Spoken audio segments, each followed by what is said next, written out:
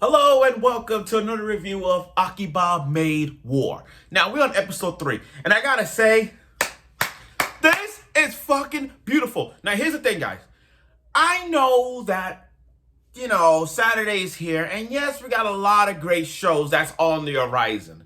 Even new shows that premiering with a badass premiere.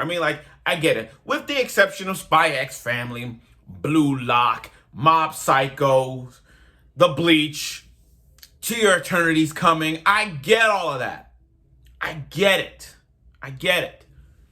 But Akiba Maid War, guys, I gotta tell you, go watch this show. Go watch it.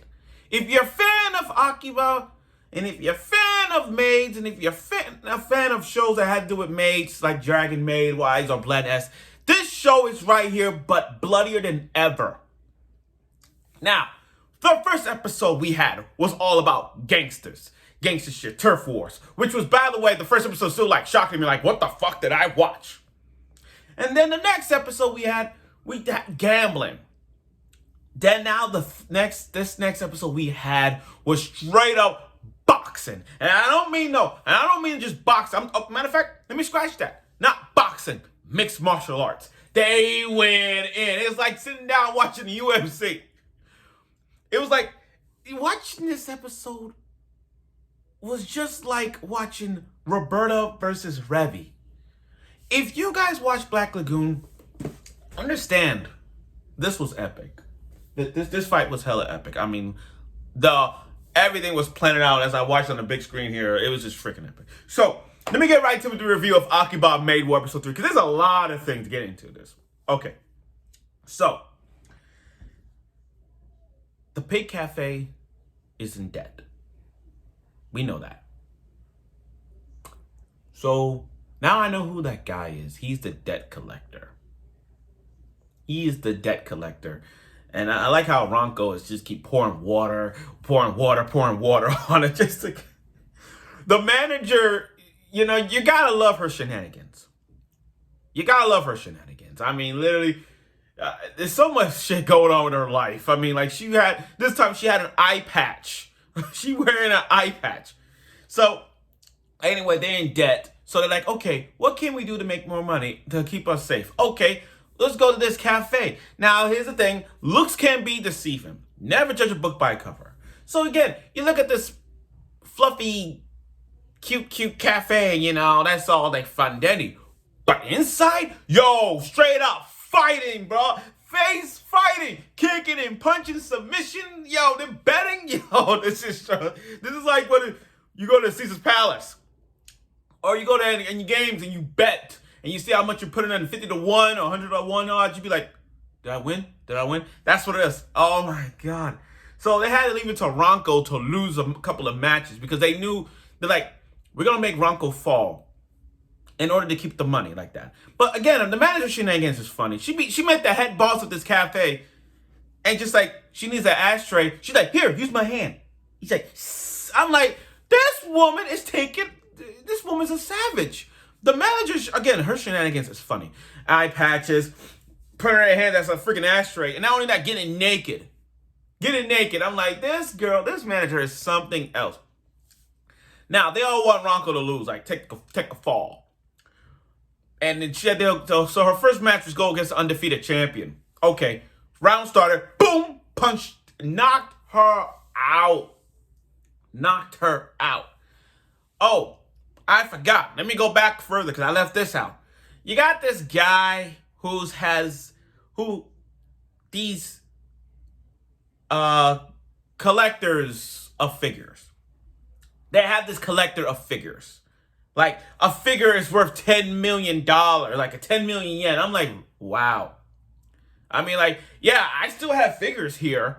Mine's genuine. Mine's genuine. And I have all my figures here.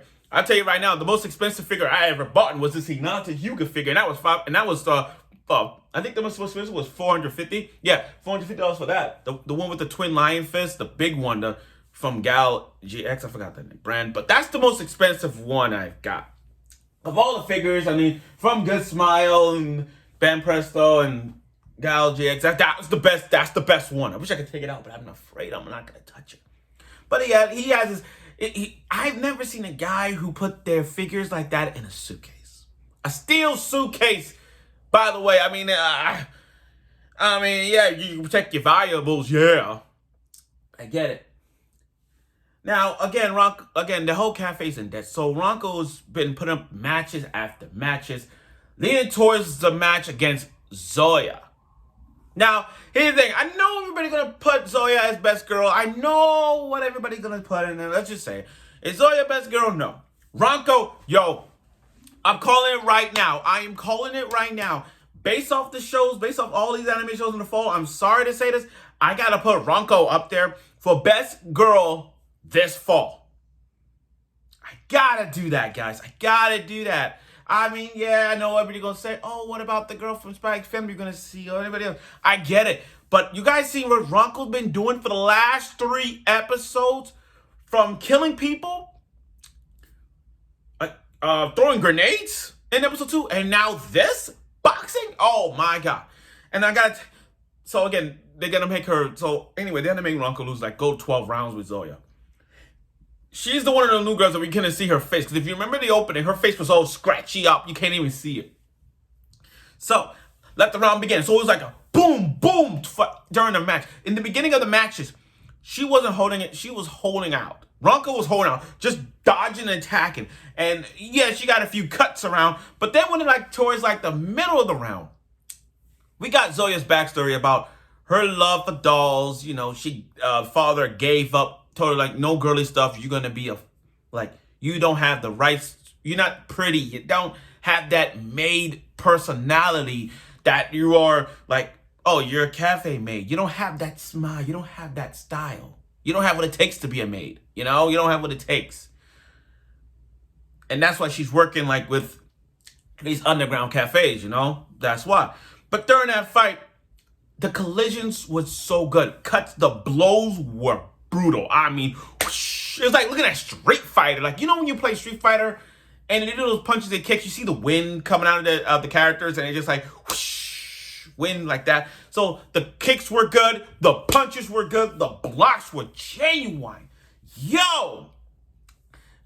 And then during the match, it wasn't the fight was not just about that, but it was also given you could be a man, you just gotta smile. Show me that smile. And that's what Ronco been doing during the matches. Smile. Come on, show me what you got as a man. Come on, show me. And that's what triggered it. That was triggered. Especially that hairpiece that she gave to Ronco, the MC gave to Ronco. Literally, once it came off, it's the bond of maids would clash and knocked her out, Then we get to the last round where everything was hectic. Everything was on the line, And then during that punch, boom, knocked her out. And I like how during that, after the match, she went You know how in UFC when you knock a person out, you oh, he could be up, and then you see that UFC fighter just pounding, grounding, pounding, just grounding, pounding until to a point where he's okay, no more, he's done. That's what that was. Now again, how it led to this, I forgot. I keep forgetting. How it led to this was because the female boss framed Ronco for putting the dead body into the bag, the guy who was holding that $10 million, that expensive figure. So in the case, once Ronco put him in the car, he got the figure. She got the figure, and she was gonna frame Ronco in the pig cafe, but she wrote a note on it. She wrote the note to know that she was the one who killed the guy. And after the match thing, she pulled out her gun, but it was too late because we had a whole gang. They beat the shit out of her. Yeah, she may have to shoot out a few people, but the guys had metal bats and wooden bats and beating the shit out of her. So yeah, she's dead. So now, after all that boxing match we had, we finally got to the point where, okay, we got a new character now. Zoya, she's back now with a smile on her face. Oh my God, it's back now. They got a new maid, and now they're gonna be back on top. They're gonna be back. But what's fun? Now this episode was really good. We got Zoya's backstory, and I get that. I'm waiting to see other characters' backstory as to what made them decide to become a maid cafe. I think some of them will be dark. There gonna be some dark stories. But you know what I really want to see, guys? Hear me out. You know what I want to see? And I kind of break this down a bit, but hear me out. Episode 1 was gangster turf, you know. Episode 2, we had gambling at Kataguri. Episode 3, we had MMA. I mean, like, literally boxing, MMA. Like, Hajime no Ippo's better. I mean, like, this is better than Hajime no Ippo. I'm going to say that. Anyway, back to what I was saying. That, but you know what I found out? Again, gangsters, gambling, boxing. What's next? Brothels? Drugs? And the thing about this is that if they go to a cafe that is straight up brothels, make that episode uncensored. Make that episode censored. Like, you know what they said, like, this following episode is mature audience only. Make that episode a brothel episode, uncensored, so we can all say, like, oh my God, walk away, I'm done. That's the beauty of it. I want to see if they're going to do that. I don't know, but maybe. We'll see. But like I said, this episode was really impactful, if you know what I mean, with the punches and the kicks and submissions, the flowing of the matches. Oh my God, it was so beautiful. And the manager with her shenanigans is still funny to watch on a regular basis. So, after 3 episodes, please go watch this. It may not be as hype as the other show that's airing, but give this show what it is. It's really, really special. Also, notice I'm wearing my Attack on Titan, considering the fact we're going to see the creator next month. On my birthday, nonetheless, on Friday, on November 18th, but who am I to judge? Anyway, I look forward for next week's episode of Akiba Maid War, and I hope, please, give us a brothel episode. I don't ask you a lot, man, but if it's a brothel episode, it's gonna be great. I bet people on Twitter are gonna be talking about this too. So again, I look forward for next week's episode of it, and I'm sure you will.